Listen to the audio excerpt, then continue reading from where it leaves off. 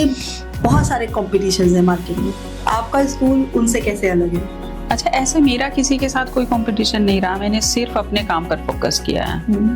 आप सुबह 7 बजे से 8 बजे तक इतना लंबा समय है, तो एग्जॉस्ट हो जाते होंगे?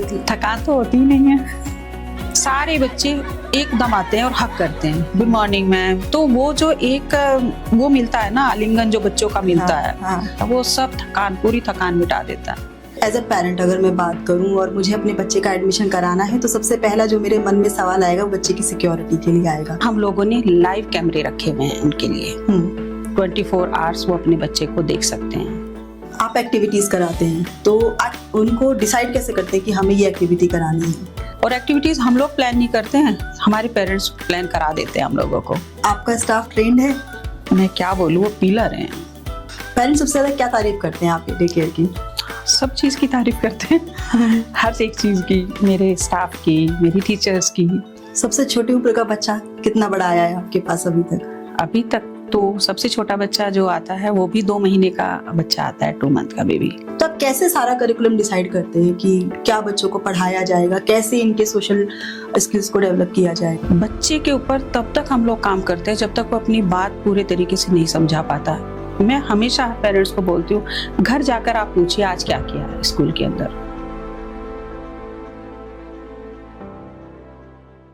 नमस्कार, आज के पॉडकास्ट में हम बात कर रहे हैं शशि वर्मा जी से, जो साई संस्कार play school and day care की प्रिंसिपल हैं और पिछले 15 वर्षों से छोटे बच्चों की शिक्षा और देखभाल के क्षेत्र में बड़े ही समर्पण के साथ काम कर रही हैं। MA, BEd और NTT जैसी शैक्षणिक योग्यताओं के साथ उन्होंने अर्ली चाइल्डहुड डेवलपमेंट को केवल शिक्षा के साथ ही नहीं बल्कि बच्चों के संपूर्ण विकास जैसे learning, confidence, communication, behaviour, social and mental growth के साथ जोड़कर देखा है।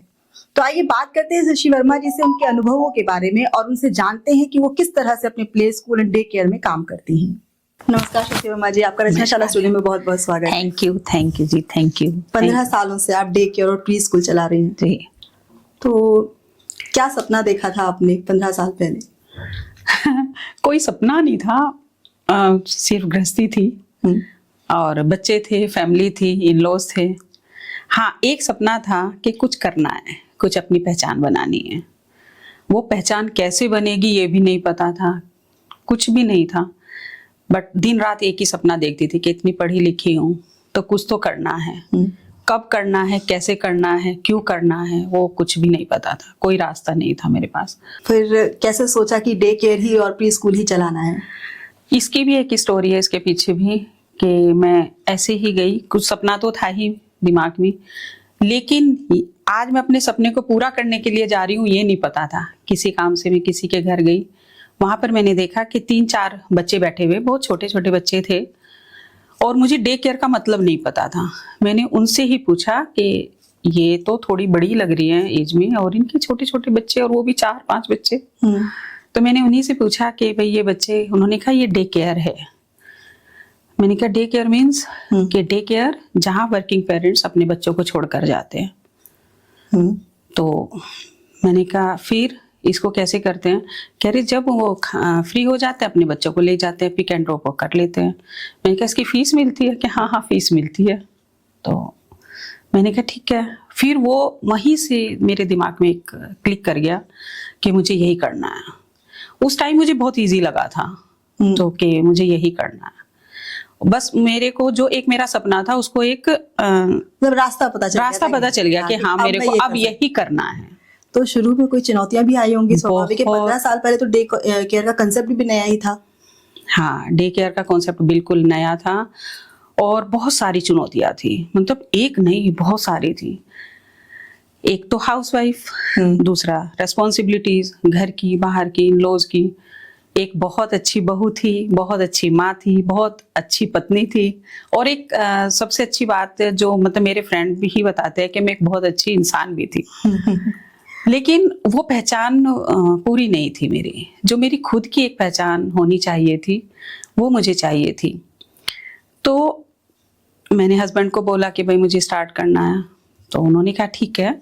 और उनको भी ऐसा लगा कि ये एक मौसमी बुखार है, कुछ टाइम बाद जो है उतर जाएगा। तो उन्होंने मेरी हेल्प की और उन्होंने मुझे ओपन करके दिया। बहुत छोटे से स्केल पर हम लोगों ने स्टार्ट किया था वो सब चीज़ें, लेकिन जितना वो इजी लग रहा था उतना बिल्कुल भी नहीं है, बिल्कुल भी नहीं। धीरे धीरे समझ आया कि शशि ऐसे काम नहीं चलेगा, बहुत ज्यादा मेहनत थी। मुझे ऐसा लग रहा था कि जैसे ऑलरेडी मेरे पास बहुत सारी रिस्पॉन्सिबिलिटीज, ऊपर से एक ऐसी मेजर रिस्पॉन्सिबिलिटी आ गई थी कि पेरेंट्स अपने बच्चे को छोड़कर जा रहे हैं, मीन्स वो अपनी पूरी जिंदगी मेरे पास छोड़कर जा रहे हैं। मुझे उनको कैसे सहज कर रखना है, वो मेरे लिए बड़ा टफ टाइम था। बट किया मैंने उसको, उस पर बहुत काम किया, बहुत मेहनत की। 3-4 साल मुझे नहीं पता चला कि कैसे मैंने मैनेज किया घर को और बाहर को। जो सपोर्ट मिलना चाहिए था उस टाइम मैंने खुद अकेले किया। बच्चे बहुत छोटे थे, स्कूल और घर दोनों को मैनेज करना था, तो बट हो गया। बहुत अच्छे लोग मिलते चले गए, साथ में कारवां बनता चला गया और मुझे नहीं पता था कि मुझे इतनी जल्दी मंजिल मिलने वाली है। सबसे छोटी उम्र का बच्चा कितना बड़ा आया है आपके पास अभी तक? अभी तक तो सबसे छोटा बच्चा जो आता है वो भी 2 महीने का बच्चा आता है, 2 मंथ का बेबी। उसके पीछे भी एक स्टोरी है, अगर आप कहेंगे तो मैं बिल्कुल। तो हम लोग धीरे धीरे हम लोगों ने जैसे स्टार्ट किया था अपना सेटअप, शुरू के 3-4 महीने बिल्कुल कोई एडमिशन नहीं था, बहुत कॉन्फिडेंस डाउन था, बहुत ज्यादा कॉन्फिडेंस। एकदम ऐसा लगने लगा कि नहीं शशि तू नहीं कर सकती है। लेकिन धीरे धीरे करके सबसे पहला हम लोगों ने अपना समर कैंप लगाया था, जिसमें कोई स्टाफ नहीं था, सिर्फ एक टीचर, एक केयरटेकर और एक मैं। मुझे बस एक ऐसी सपोर्ट की जरूरत थी जहां मैं अपने आप को प्रूव कर सकूं। बच्चे होंगे तभी मैं प्रूव कर पाऊंगी अपने आप को। वहां से हम लोगों ने स्टार्ट किया। और जैसे पहले 15-16 साल पहले तो समर कैंप का भी एक क्रेज होता था कि हाँ, पेरेंट्स को भी लगता था कि बच्चे बाहर जाए तो वो कहीं भी एडमिशन करा देते थे। मैंने बहुत कम चार्ज में अपना समर कैंप स्टार्ट किया और वहां से मुझे एक टर्निंग पॉइंट मिला। एकदम मेरे पास करीब 15-16 बच्चों का एडमिशन हुआ, क्योंकि उस एक महीने में मैंने बहुत इतना मेहनत किया कि थोड़ा सा फेथ उनका पेरेंट्स का। डे केयर के लिए सबसे ज्यादा इम्पोर्टेंट है कि पेरेंट्स को फेथ हुआ कि पूरा काम वही है, तभी वो अपने बच्चे को छोड़कर जाएंगे। पेरेंट्स सबसे ज्यादा क्या तारीफ करते हैं आपके डे केयर की? सब चीज की तारीफ करते हैं, हर एक चीज की, मेरे स्टाफ की, मेरी टीचर्स की, उनके काम करने के तरीके की और उनके प्यार की, उनकी जो केयर बच्चों की करते हैं उसकी। मतलब मुझे नहीं लगता कि कोई एक ऐसी चीज है जहाँ पेरेंट्स तारीफ ना करते हो। फीडबैक बहुत अच्छा देते हैं। वो हमारे लिए एक क्या बोलना चाहिए कि किसी अवार्ड से कम नहीं है। मतलब मेरे लिए तो कॉन्फिडेंस जो है यहाँ चला जाता है। फिर मेरा ऐसा मन करता है कि जहाँ 100 की बजाय आप 200 अपना दीजिए। जब कोई बच्चा आता है पहली बार तो स्वाभाविक है रोता ही होगा। हाँ बिल्कुल बिल्कुल रोते हैं, छोटे छोटे बच्चे हैं, रोते हैं। कैसे हैंडल करती हैं उसको? वो टीचर्स करती है मेरी। मैंने टीचर्स को बोला हुआ है, जो मेरा स्टाफ है, मेरा सपोर्टिंग सिस्टम जो है वो इतना बढ़िया है। उनकी गोद में जाते ही, क्योंकि देखिए पता, प्ले स्कूल हुआ या डे केयर हुआ, वो एक दूसरा घर है। एक माँ का गोद छोड़कर वो दूसरी माँ की गोद में आता है। तो जब उनको वो गर्माहट माँ की मिलती है ना, टीचर की गोद में, जो वो प्यार मिलता है, वो केयर मिलती है, तो ऑटोमेटिकली बच्चा 3 से 4 दिन के अंदर सेटल हो जाता है। 1 हफ्ते बाद जब वो पेरेंट्स आते हैं और वो रोता है, माँ, कई बार तो ऐसा मैंने देखा है माँ की आंखों में आंसू आ जाते हैं अपने बच्चे को छोड़ते हुए। और ऑब्वियसली हम लोग भी समझते हैं, एज ए पेरेंट्स तो हम लोग भी, एज ए मदर हम लोग उनका दर्द समझते हैं। लेकिन बस यही कि आप जाइए, आप छोड़िए इसको। और 3-4 दिन बाद बच्चा खुद बोलता है नहीं मुझे नहीं जाना है। तो वो बहुत अच्छा लगता है हम लोगों को भी कि चलो ये बच्चा कंफर्टेबल है, इसको वैसा माहौल हम दे पाए। और ऐसा नहीं है कि उसके अकॉर्डिंगली चलते हैं हम लोग स्टार्टिंग में। ऐसा नहीं है कि बिल्कुल उसको क्लास में बिठाना है, जैसे भी वो खुश रहे। जब तक बच्चा कंफर्टेबल नहीं होगा हम लोग उसका कुछ भी स्टार्ट नहीं करते, सिर्फ उसको फन एक्टिविटीज में बिजी रखते हैं। कई बच्चे तो ऐसे आते हैं जो सिर्फ मेरे कैबिन में बैठे रहते हैं, वहां से आगे जाना ही नहीं है। मैं अपनी सीट छोड़ देती हूँ, रिसेप्शन पर आ जाती हूँ, फिर वो वहाँ रिसेप्शन पर आते हैं, फिर मैं धीरे धीरे करके उनके क्लासरूम तक जाती हूँ, मैं वहाँ बैठ जाती हूँ जब तक वो कंफर्टेबल नहीं हो जाते। तो जब इतना अच्छा एक एटमॉस्फेयर मिलेगा तो बच्चा, उसको लगेगा ना कि हाँ मेरी अपनी खुद की चीजें मानी जा रही हैं, ये मेरे लिए कंफर्ट है, तो ऑटोमेटिकली फिर बच्चा ऐसा हो जाता है कि वो जाने के लिए ही तैयार नहीं होता है। जैसे एज अ पेरेंट अगर मैं बात करूं और मुझे अपने बच्चे का एडमिशन कराना है, तो सबसे पहला जो मेरे मन में सवाल आएगा वो बच्चे की सिक्योरिटी के लिए आएगा कि मैं जहां अपने बच्चे को छोड़ रही हूँ वो जगह सेफ है, क्या मेरा बच्चा सुरक्षित रहेगा या नहीं रहेगा। फिर दूसरा आएगा कि क्या वहाँ हाइजीनिक का ध्यान रखा जा रहा है या नहीं रखा जा रहा है। अब क्योंकि डे केयर है तो ऑब्वियसली आप लोग मील्स भी प्रोवाइड करते हैं, तो क्या मील्स भी प्रॉपर बच्चे को मिल रहा है नहीं मिल रहा है, तो इन सब चीज़ों को आप कैसे देखती हैं और कैसे हैंडल करती हैं इसको? बिल्कुल अर्चना जी, आना चाहिए, ये एज ए पेरेंट्स तो आना ही चाहिए कि आपका बच्चा जहाँ जा रहा है वो सेफ है या नहीं है। तो उसके लिए तो हम लोग अपनी एक काउंसलिंग भी करते हैं पेरेंट्स की, उनको अपना विश्वास दिलाते हैं। दूसरा, हम लोगों ने लाइव कैमरे रखे हुए हैं उनके लिए, 24 आवर्स वो अपने बच्चे को देख सकते हैं। ये हमारे स्कूल और डे केयर का एक प्लस पॉइंट है और स्टार्टिंग से ही है। करीब शायद फरीदाबाद में यहाँ सबसे पहला डे केयर छोटा स्कूल मेरा था जहाँ हम लोगों ने कैमरे प्रोवाइड किए थे। और उसके बाद खाना जो हमारे कोविड के बाद, पहले खाना हमारा स्कूल के अंदर ही बनता था, लेकिन कई बार पेरेंट्स को चिंता होने लगती है और ऑब्वियसली होना भी चाहिए क्योंकि कोविड के बाद चीजें बहुत सारी चेंज हुई है, बहुत कुछ चेंज हुआ है।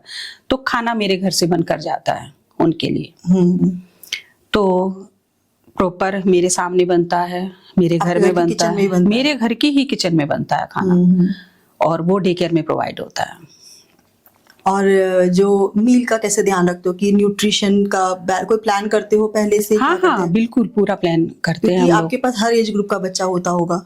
हाँ, मेरे पास 2 मंथ का बेबी से लेकर 12 इयर्स 13 इयर्स तक के बच्चे हैं। एक पहले हम लोग 6 मंथ का बेबी लेते थे, उससे पहले बिल्कुल भी नहीं। तो एक मल्टीनेशनल कंपनी में उनकी भी जॉब थी, और अगर वो सुन भी रहे होंगे तो उनको पता होगा कि उनका बच्चा 1 महीने का हुआ और उन्होंने मेरे को फ़ोन किया कि मैम आप मेरे बच्चे का एडमिशन कर लीजिए।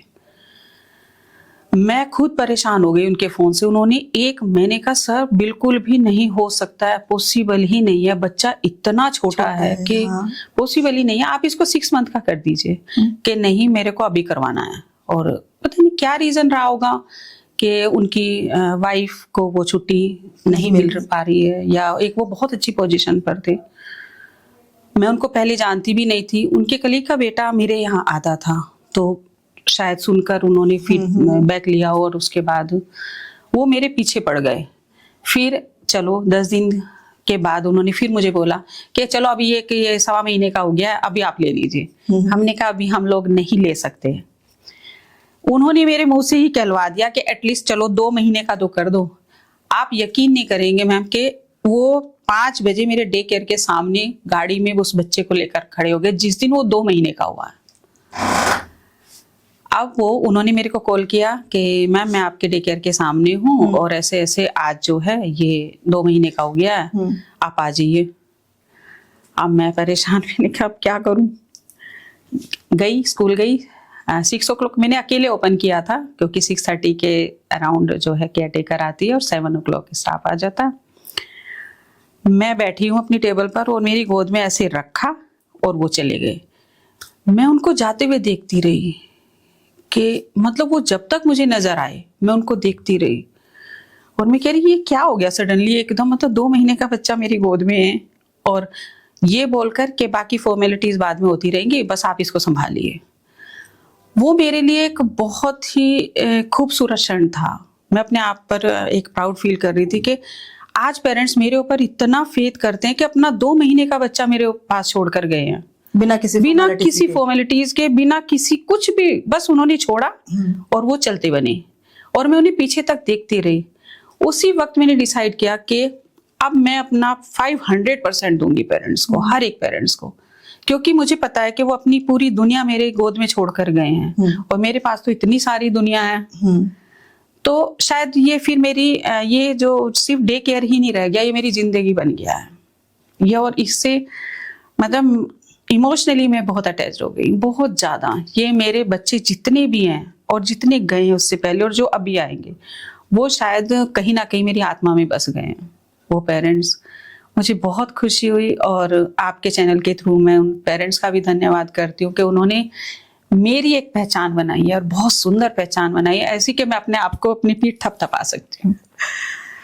जो आप कह रहे हैं 2 महीने का बच्चा आपके पास आया, तो 2 महीने से लेकर 12-13 साल की उम्र तक जी। बच्चे रहते हैं। कहते हैं कि 6 साल तक के बच्चे का जो ब्रेन डेवलपमेंट है वो सबसे इम्पोर्टेंट टाइम होता है उनके जी। डेवलपमेंट के लिए। और क्योंकि आपके पास आ ही इतने छोटे बच्चे रहे हैं, ना तो उनके पास कोई लर्निंग उनको पता है मेथड कि कैसे सीखना है, शायद पेंसिल भी आप पकड़ा रहे हैं, या ये कहिए कि किसी भी पढ़ाई से इंट्रोड्यूस भी आप ही कर रहे हैं, जी। सोशल स्किल्स भी आप ही उनके डेवलप कर रहे हैं। तो आप कैसे सारा करिकुलम डिसाइड करते हैं कि क्या बच्चों को पढ़ाया जाएगा, कैसे इनके सोशल स्किल्स को डेवलप किया जाएगा? देखिए, ये स्कूल में जो हमारे पास बच्चा आता है वो 2+ या 2 इयर्स का ही होता है। अच्छा। बहुत छोटा बच्चा। कुछ बच्चे तो बहुत एक्टिव होते हैं जो बहुत जल्दी ग्रैब करते हैं और सीधा स्कूल चले जाते हैं, अंदर क्लास में चले जाते हैं, कोई दिक्कत नहीं होती है।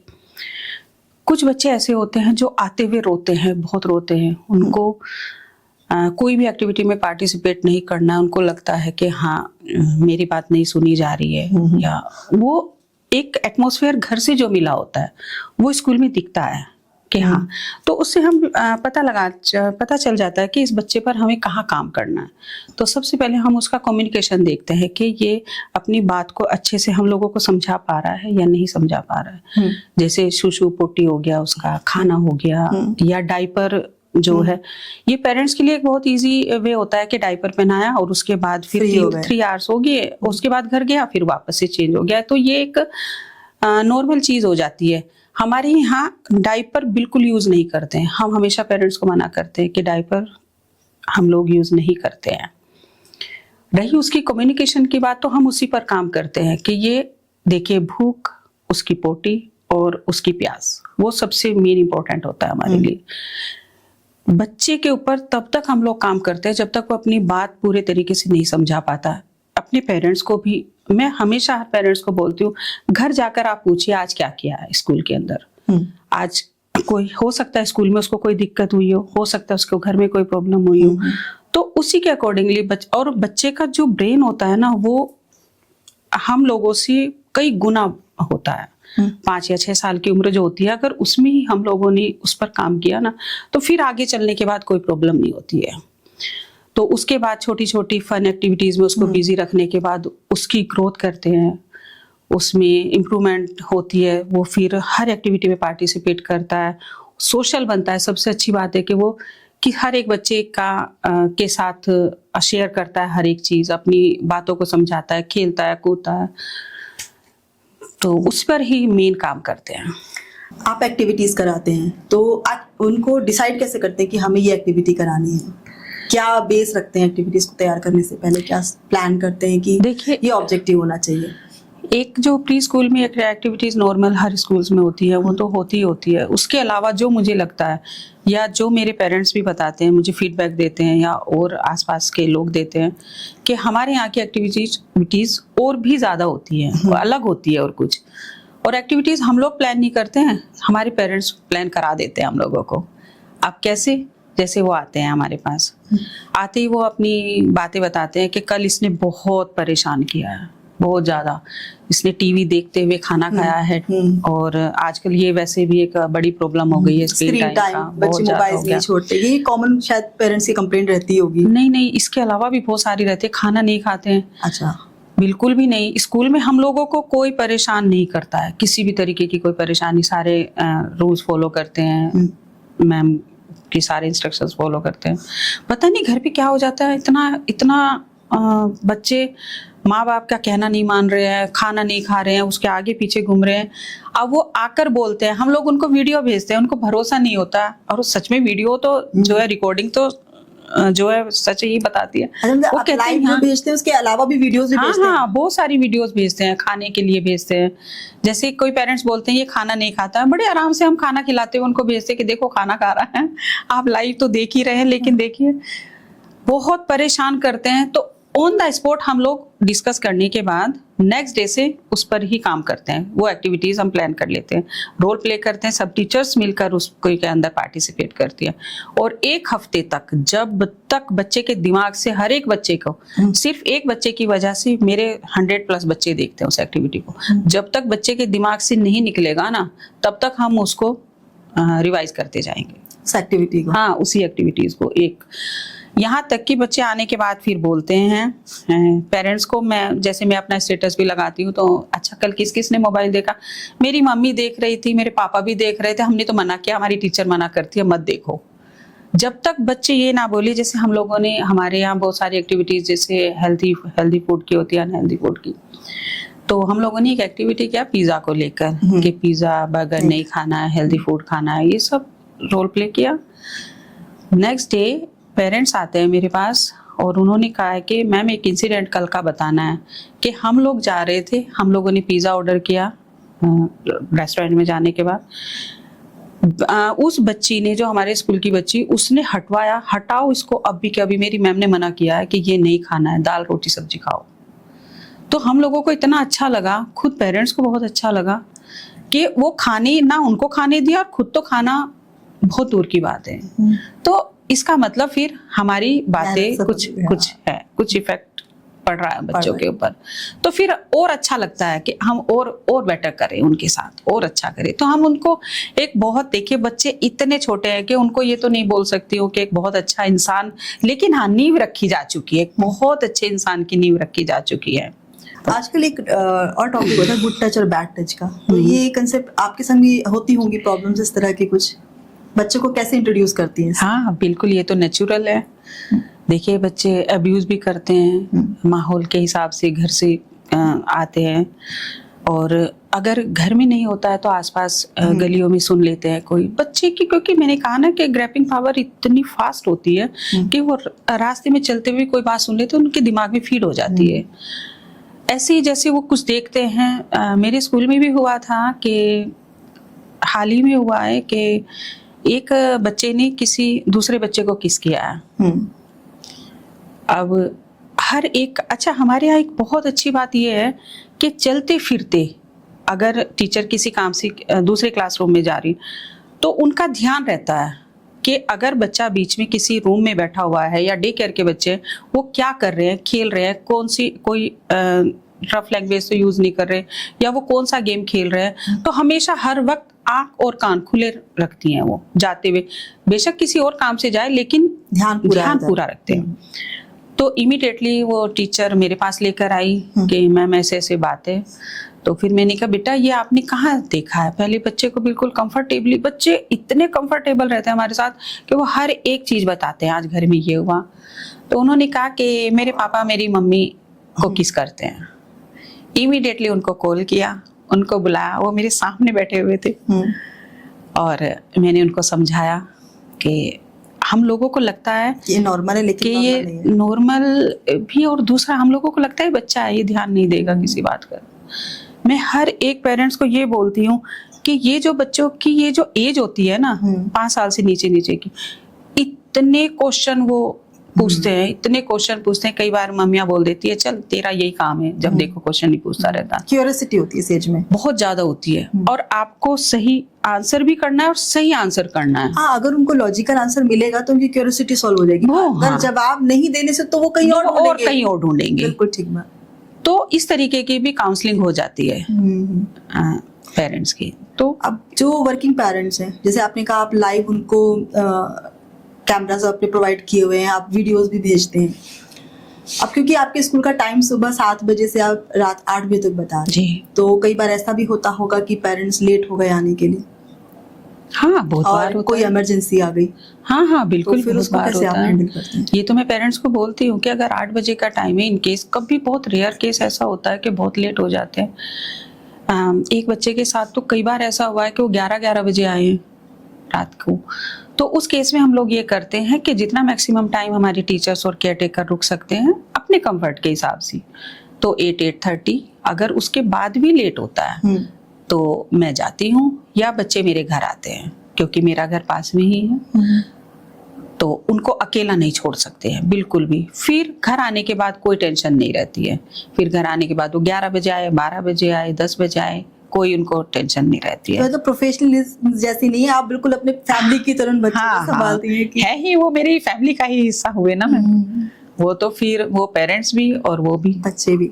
जब पैंडेमिक आया था, कोविड के बाद बच्चे के बीच में बहुत गैप आया, ऑब्वियसली आपके पास भी नहीं आते होंगे तब बच्चे कोविड के टाइम पर। नहीं आते थे तो भी आप हैंडल वो मेरे लिए बड़ा टफ टाइम था, सबके लिए ही था, बट मेरे लिए इसलिए था कि मेरे 4 बच्चे कंटिन्यूअसली आए थे। उनके पेरेंट्स बहुत अच्छी स्टेज पर थे जो जॉब करते थे, और उन्होंने क्लियर बोल दिया था कि कुछ भी करो मैम, आप इनको आपको रखना ही रखना। सिर्फ एक रूम में मैं, मेरी केयरटेकर और हम लोगों ने 3 महीने, मुझे याद है कि हमने वो क्रॉस ही नहीं किया था कुछ भी। आप वहीं रही थी 3 महीने? 3 महीने मैं सुबह से रात तक, जब तक बच्चे रहते थे वहाँ रहती थी। और उसके बाद फिर मतलब हम लोगों को पता है कि वो, मुझे पता है कि वो किस तरीके से हम लोगों ने अपना टाइम निकाला है। और वो लर्निंग गैप जो आया होगा बच्चों का, उसको कैसे आपने कोप अप किया? हमारा सब कुछ लाइव है। अच्छा, कोविड टाइम चल रहा था तो टाइम से पहले हमारा स्कूल ओपन हो गया था डे केयर की वजह से। तो जैसे ही वो लाइव देखा, स्कूल के पेरेंट्स ने सोचा ये तो लाइव हो गया है, तो ओपन हो गया है, सबको बहुत से क्वेश्चन भी आए, लेकिन इतना अच्छा एक बन चुका था विश्वास कि हाँ, अगर ये ओपन हुआ है तो कुछ ना कुछ सोचकर ही इन्होंने अपना पूरा एक सिस्टम बनाया होगा, एक हाइजीनिक का ध्यान रखा होगा। तो वो फिर 1 आया, 2 आए, मुझे ऐसा लगने लगा था कि कोविड के बाद फिर वापस से 0 से स्टार्ट करना पड़ेगा। बट कुछ भी ऐसा नहीं हुआ, बच्चों ने आना स्टार्ट किया। और उस केस में जितनी भी क्वेरीज आई, मुझे ऐसा लगा कि प्रॉब्लम तो हुई है, थोड़ा स्लो हुआ है बच्चों का सिस्टम। 1 साल का बीच में वैसे गैप आ गया था, उसको कवर करने के लिए हमने 2 आवर्स अपने बढ़ाए अपनी टीचर्स के साथ। मतलब 2 आवर्स हम लोगों ने अपना ही इंक्रीज किया प्री स्कूल पार्ट के, ताकि वो पूरे साल का 1 साल का हम उसमें कवर अप कर सके। और वैसा ही हुआ, किसी भी बच्चे को रिपीट नहीं कराया है हमने, किसी भी बच्चे का कोई 1 साल बर्बाद नहीं किया है कि अगर फर्स्ट में बच्चा 6 इयर्स का जाता है तो 6 इयर्स का फर्स्ट में जाएगा ही जाएगा। और हुआ, बच्चे गए स्कूल में, बहुत अच्छे अच्छे स्कूल्स में गए हैं। तो उल्टा ये मतलब जो मेहनत हम लोगों ने उस 6-7 महीने के दौरान किया है ना, उसका फल हम लोगों को जो है पेरेंट्स ने दिया। बहुत ही अच्छे कॉम्प्लीमेंट्स दिए कि हमारी वजह से उनके वो साल बच पाए, कोविड से भी वो निकल पाए, और जो भी उनकी ऐसे के ऐसे ही रही। तो मतलब बहुत ही अच्छा एक रेस्पॉन्स मिला।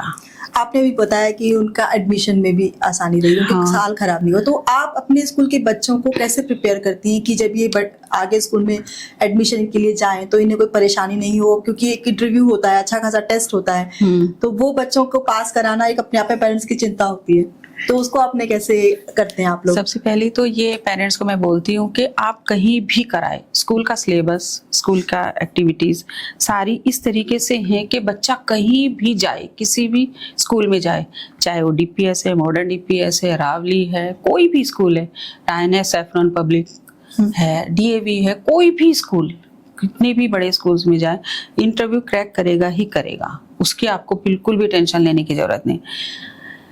क्योंकि हम लोग एक इस तरीके की एक्टिविटी प्लान करते हैं कि जैसे मेरे ऑफिस में स्टाफ है, टीचर्स को तो रोज देखते ही हैं, मेरे को भी रोज देखते हैं, पांडे अंकल को भी रोज देखते ही हैं। एक हमारे यहाँ सबसे अच्छी बात है कि फीमेल्स हैं, सब फीमेल्स हैं, सिर्फ एक हमारे पांडे जी हैं, मैं उनको गार्ड तो नहीं बोलूंगी क्योंकि बहुत पुराने हैं हमारे साथ, उनको 20 इयर्स, बच्चे उनको दादाजी बुलाते हैं। सिर्फ एक स्टार्टिंग से वही है हमारे साथ। तो हम एक ऐसा, अब हम लोगों को डेली देखते हैं, तो मैं क्या करती हूँ, जो ऑलरेडी बहुत सालों से प्लान करते हैं कि उन नए स्टाफ को बुलाते हैं। मैं अपने जो मेरे ऑफिस के स्टाफ हैं उनको as a teacher, as a coordinator है, उनको बुलाते हैं हम लोग, उनको क्वेश्चन दिए जाते हैं, उनके पास बच्चों को भेजा जाता है, एक पूरा एक एटमॉस्फेयर ऐसा तैयार किया जाता है, इंटरव्यू वाला, पूरा इंटरव्यू वाला एकदम। और हम उनको बताते हैं कि देखो अब आना, वो दूसरे स्कूल से आए हैं जिसमें आपका एडमिशन हुआ है, ये वहीं से आए हैं, अब आपको जो भी पूछेंगे मैम और सर, आपको बताना ही बताना है। तो बच्चा मेंटली प्रिपेयर रहता है बिल्कुल। तो हम लोगों को देखने के बाद पता चल जाता है, अच्छा ये बच्चा बिल्कुल 100% जाएगा ही जाएगा, इंटरव्यू क्रैक करेगा ही करेगा। 90% जो है बच्चों पर पूरा भरोसा होता है, लेकिन 10% कुछ निकल आते हैं, रोते हैं, नहीं जाना ही नहीं है यहाँ से, या मुझे बस नीलम मैम के पास ही रहना है, या मुझे शर्मिला मैम के पास ही रहना है, मुझे जाना ही नहीं है।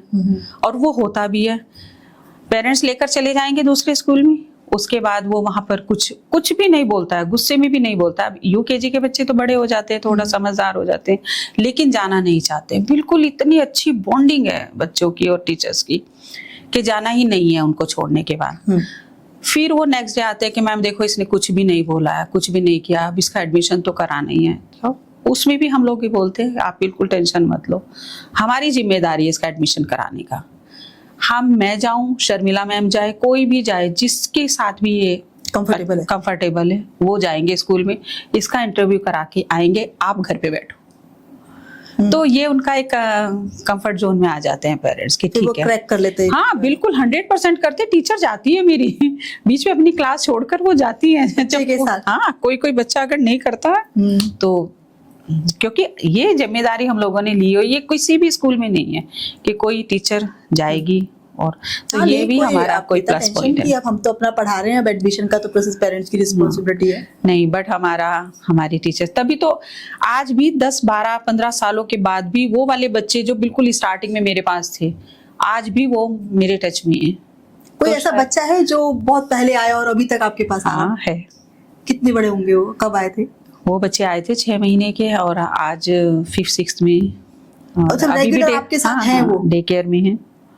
बहुत लंबा समय है। हाँ बहुत लंबा समय, मतलब अब तो ये उनका घर है, ये तो दूसरा घर है। ये गुडविल और अटैचमेंट। हाँ, ये क्योंकि सिक्योरिटी भी देखते हैं ना पेरेंट्स, तो और फिर एक हमारी भी अटैचमेंट हो गई है। उनको बच्चों को ना देखे तो मतलब हम लोगों को भी लगता है। अब ये है कि जब वो बच्चे जाएंगे तब सच में हम लोगों को ऐसा लगेगा कि जो बच्चे हमारे यहाँ 12, 13, 15 सालों से हैं वो एकदम निकलते हैं, तो ऐसा लगता है जैसे दिल का कोई एक टुकड़ा दे दिया है हम लोगों ने अपना। आप सुबह 7 बजे से 8 बजे तक, इतना लंबा समय है, तो एग्जॉस्ट हो जाते होंगे। तो कैसे पूरा अपनी एनर्जी सेम बनाकर रखना, पूरा पर्सनल अटेंशन बनाए रखना सारा दिन, कैसे मैनेज होता है? थकान तो होती ही नहीं है, बिल्कुल भी नहीं होती है। जैसे सुबह रेडी होकर आते हैं वैसे शाम को जाते हैं, बिल्कुल भी नहीं, क्योंकि बच्चे हैं। बच्चे खुद भी एक, हम लोगों को ऐसा लगता है कि एक ऐसा भगवान का रूप है कि उनको देखती डबल एनर्जी आ जाती है। छोटे छोटे बच्चे जब आते हैं ना, आप कितने भी थके हुए हो, या जैसे मैं लंच करने के लिए आती हूँ 2:30-3 बजे के आसपास, फिर वापस जाती हूँ, फिर वापस वो हक करते हैं। मैं कहीं भी किसी भी क्लास में जाऊंगी, सारे बच्चे एकदम आते हैं और हक करते हैं, गुड मॉर्निंग मैम। तो वो जो एक वो मिलता है ना, आलिंगन जो बच्चों का मिलता है, खूबसूरत जो हक मिलता है, वो सब पूरी थकान मिटा देता है। तो थकान तो होती ही नहीं है, इतनी सी भी नहीं होती है। कभी ऊंची आवाज में बात नहीं करते हैं उनसे, बस सिर्फ प्यार, मन करता है सिर्फ प्यार और प्यार और प्यार करें उनको। शशि जी, बहुत सारे कॉम्पिटिशन्स हैं मार्केट में, आपका स्कूल उनसे कैसे अलग है? अच्छा, ऐसा मेरा किसी के साथ कोई कंपटीशन नहीं रहा, मैंने सिर्फ अपने काम पर फोकस किया है। कभी ऐसा लगा ही नहीं कि मेरे आसपास और स्कूल्स भी हैं, मुझे उनसे बेटर करना है उनसे। बस सिर्फ अपनी मेहनत की, बच्चे के ऊपर काम किया है। और मैं हर एक पेरेंट्स को बोलती हूँ कि आप सिर्फ कमियां बताइए, बाकी क्वालिटीज तो हम लोग देख ही लेंगे।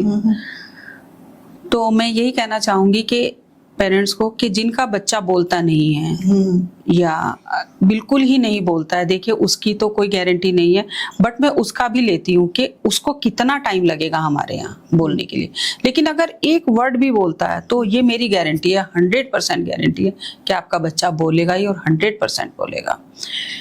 या अब्यूज करता है या कोई और बहुत सारी कमियां हैं, उसको हम दूर करेंगे। एक चीज और मैंने देखा है कि सबसे ज्यादा जो प्रॉब्लम आती है बच्चों को लेटर रिकॉग्निशन में आती है।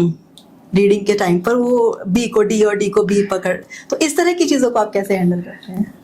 वो तो एक हम लोगों ने एक ऐसा एक्टिविटी प्लान कर लेते हैं कि वो चीजें दूर हो जाती है, उसको अब ऐसे एक्सप्लेन नहीं किया जा सकता है। वो आप करा सकते हो? बिल्कुल 100% मैं बोलती हूँ कि जितनी भी जो पेरेंट्स बच्चों से परेशान है, स्क्रीन टाइम को लेकर, टीवी टाइम को लेकर, खाने को लेकर, उनकी और चीजों, कम्युनिकेशंस, उनका मतलब कुछ भी मेरे पास लेकर आइए और सिर्फ विद इन 15 डेज में आप रिजल्ट देखिए। आपका स्टाफ ट्रेंड है या कैसे ट्रेनिंग दिलाते हैं उनको कि कैसे संभालना है आपके डे केयर में बच्चों को? मैम स्टाफ का मैं क्या बोलूँ, वो पिलर हैं। स्टार्टिंग से जितने भी लोग मुझे मिले हैं और अभी तक के, वो मेरे स्कूल के पिलर हैं। उनके बिना मैं कुछ भी नहीं हूँ। उनमें एक ऐसा सपोर्ट सिस्टम उनके एक दूसरे के साथ है कि मुझे कभी ऐसी दिक्कत हुई नहीं है उनके साथ, कभी भी नहीं।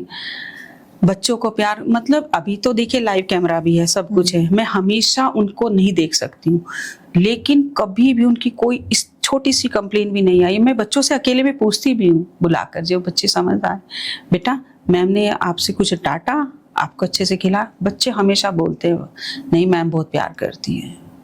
फीडबैक लेती रहती हूँ छोटे छोटे बच्चों से। तो उनके बारे में मैं क्या कहूँ, वो मतलब हमारे यहाँ का एक जो एटमॉस्फेयर है ना, वो जो टीचर का बॉन्डिंग है वो बहुत ही अच्छी है, बहुत ही अच्छी। तो आप खुद ही ट्रेन करती हैं उनको? हाँ, वो मेरे इंस्ट्रक्शंस फॉलो करते हैं। हर छोटी से छोटी चीज़ को जितना मैं बोलूँगी वो एक बार में समझ जाते हैं, फिर मुझे दोबारा बोलने की ज़रूरत नहीं पड़ती है। तो कभी ऐसा, हम दोनों की बॉन्डिंग बहुत अच्छी है। ऐसा नहीं है कि बिल्कुल एक प्रोफेशनल तरीके से, जब तक स्कूल चलता है तो एक प्रोफेशनल वे में रहता है। उसके बाद आफ्टर डिपार्चर हम मस्ती भी करते हैं, हम कैमरे के सामने नाचते गाते भी हैं, और जो भी फेस्टिवल है उसको भी हम सेलिब्रेट करते हैं। हमें कभी ऐसा नहीं लगता हमारे पेरेंट्स हम लोगों को नाचते हुए देख रहे होंगे, खाते हुए देख रहे होंगे, या कुछ ऐसा नहीं है। बहुत ही अच्छी बॉन्डिंग, टच वुड, मतलब ऐसे ही रहनी वो पॉजिटिव वाइब्स जब होती है तो पेरेंट्स को भी पता है मेरा बच्चा बहुत एक पॉजिटिव ऑरा घूमता रहता है सब, हर एक के साथ। कोई भी टीचर परेशान होगी किसी बात से, जब तक सब लोग मिलकर उसकी वो परेशानी दूर नहीं कर देते ना, तब तक चैन से नहीं बैठते हैं। तो ये एक बहुत अच्छी बात है। या जैसे किसी टीचर को छुट्टी पर जाना है तो उसका काम एकदम तुरंत बिना कहे वो दूसरी हैंडल कर लेती है रिस्पॉन्सिबिलिटी। मेरे को कभी कोई दिक्कत नहीं होती है। तो मेरे लिए एक बहुत अच्छी बात है कि कभी ये देखा है कि कभी है ना, बहुत कम ऐसा होता है कि एक तो होता है कि चलो 2-3 लोग हैं, उनकी बॉन्डिंग बहुत अच्छी हो गई, एक इससे वो बन गया है, ग्रुप बन गया है, उधर एक ग्रुपिज्म हो जाता है। हाँ। मेरे यहाँ सिर्फ एक ही ग्रुप है जिसमें सब, चाहे वो केयर टेकर है, चाहे वो टीचर्स हैं, चाहे वो पांडे जी हैं, चाहे कोऑर्डिनेटर है, सब एक है। मैं भी उनके अंदर बिल्कुल एक, हमें ऐसा लगता है हम शरीर इतने सारे लोग हैं बट आत्मा हमारी एक ही है। आपकी कोई सक्सेस स्टोरी है जो आप सबको बताना चाहेंगे? इतने साल हो गए काम करते हुए, कुछ तो ऐसा हुआ होगा कि लगाओ कि हाँ मैंने मतलब बहुत हद तक वो पा लिया जो पाना चाहती थी। मैंने बिल्कुल वो पा लिया। मुझे कभी ऐसा पैसे से बहुत लगाव नहीं रहा है। मैं जैसी नेचुरल पहले थी वैसी अभी भी हूँ। हाँ, मुझे एक पहचान की कमी थी, वो मुझे मेरे पेरेंट्स ने दे दी है। मेरी फैमिली की बहुत अच्छी सपोर्ट मिली है, स्पेशली मेरी बेटी की बहुत अच्छी सपोर्ट मिली है। मतलब मुझे अब ऐसा लगता है आज की डेट में अगर मैं कहूँ कि और क्या चाहिए तो मैं बोलूँगी कुछ नहीं, मालिक ने मुझे सब कुछ दिया है। और ये जो पहचान दी है ये मेरे लिए, मैं सबसे ऊपर रखती हूँ इसको, और ये सिर्फ और सिर्फ मेरे पेरेंट्स की दी हुई है, क्योंकि उन्होंने मेरे ऊपर फेथ किया है, तभी मैं अपना 100% दे पाई हूँ। उन्होंने मेरे को बहुत कुछ सिखाया है, धीरे धीरे स्टार्ट किया है मेरे को, और छोटी छोटी जो कमियां थी उस पर मैंने अपने ऊपर काम किया है। तो मुझे ऐसा लगता है कि मुझे मतलब अपने ऊपर बहुत गर्व है कि ये खुद की सिर्फ मेरी अपनी मेहनत की पहचान बनाई हुई है, और जिसमें सपोर्ट मिला है मेरे को मेरे पेरेंट्स का। तो मुझे मेरे पेरेंट्स का सपोर्ट मिला है, और बहुत सपोर्ट मिला है, और मैं उनके उस विश्वास पर खरी उतरी हूँ। और इससे मुझे एक चीज़ याद आई है जो मेरी अपनी खुद की सफलता है, कि मुझे मैं बैठी हुई थी करीब, और इसको 5 साल हो गए थे डे केयर को। तो मेरे पास एक पेरेंट्स का फ़ोन आता है कि कॉन्ग्रेचुलेशंस मैम। मैंने कहा किस बात की कॉन्ग्रेचुलेशन? मैंने कहा thank you ma'am, thank you so much, but आज तो कुछ भी नहीं है ऐसा। तो उन्होंने कहा कि अरे आपका डे केयर नंबर 1 बन गया इस एरिया में। तो मैंने कहा कैसे? कह रहे आप देखो, मैं आपको एक लिंक शेयर करती हूँ और आपको जो है अवार्ड मिलने वाला है। अच्छा, वो कॉर्पोरेट हाउस में काम करते थे, तो सबसे पहले उनके पास न्यूज़ आती थी। तो मैंने कहा ठीक है शेयर, मुझे विश्वास ही नहीं हुआ। मैंने कहा ऐसा कैसे हो जाएगा, मेरे आसपास बहुत ब्रांडेड स्कूल हैं। तो मैं एक सिंपल सी 5 साल पहले एक हाउसवाइफ और एकदम मुझे प्रिंसिपल की चेयर पर बिठा दिया है, तो मुझे विश्वास नहीं हुआ है कि, पर हाँ कहीं थोड़ा सा एक यकीन ये था कि चलो हो सकता है मेरी मेहनत, बट ऐसा नहीं होगा कि नंबर 1 डे केयर बन गया इस एरिया में। तो उन्होंने मेरे को लिंक भेजा, वो लिंक मैंने अपने हस्बैंड को भेजा, तो हस्बैंड ने मेरे को एकदम फोन किया कि वाह Shashi, I am proud of you. मैंने कहा अब तो कुछ है। उन्होंने कहा था ये बुखार है उतर जाएगा। हाँ, उन्होंने मेरे को, मतलब मैंने कहा अब ये बुखार जो है बीमारी बन चुका है, और ये एक ऐसी बीमारी बन चुका है जिसका कोई इलाज नहीं है, जिंदगी भर चलती रहेगी। तो उस टाइम मुझे बहुत बहुत अच्छा लगा, मतलब मैं 7वें आसमान पर थी कि ये मैंने किया है। मेरे हस्बैंड ने मुझे बोला ये सिर्फ और सिर्फ तुम्हारी अपनी खुद की मेहनत है, बट ये सिर्फ मेरी अकेली की मेहनत ही नहीं, मेरे साथ जो मेरे लोग हैं, मेरा स्टाफ है, मेरा सपोर्टिंग सिस्टम है, मेरे सब लोग, केयर टेकर से लेकर जितने लोग मुझे अब तक मिले हैं, मेरे टीचर्स हैं, बहुत, उनके बिना मैं शायद कुछ नहीं कर पाती। और सबसे मेजर मेरे पेरेंट्स। किसी को आपके स्कूल में एडमिशन लेना है जी, तो कैसे आपके साथ कांटेक्ट करें? डायरेक्ट मेरे को कॉल कर सकते हैं, नंबर है। और कहाँ है आपका स्कूल, एक बार बताएं। मेरा school sector 37 Ashoka enclave part 2, Sai संस्कार। जी, साई संस्कार के नाम से। जी, तो हम इनके, आपका फेसबुक पेज भी है जी, तो उस पर आप सारी वीडियोस अपलोड करती हैं, तो हम इनके फेसबुक का लिंक आपको डिस्क्रिप्शन में दे देंगे, आप वहां से देख सकते हैं कि स्कूल में क्या क्या एक्टिविटीज होती है, उस पर आप अपलोड करते हैं। बिल्कुल। चलिए शशि जी, बहुत अच्छा लगा मुझे भी जानकर कि day care, being a mother, मुझे लगता है कि अगर हम अपने बच्चे को कहीं सौंप रहे हैं, कहीं छोड़ रहे हैं, तो वो बिल्कुल सही हाथों में जा रहा है।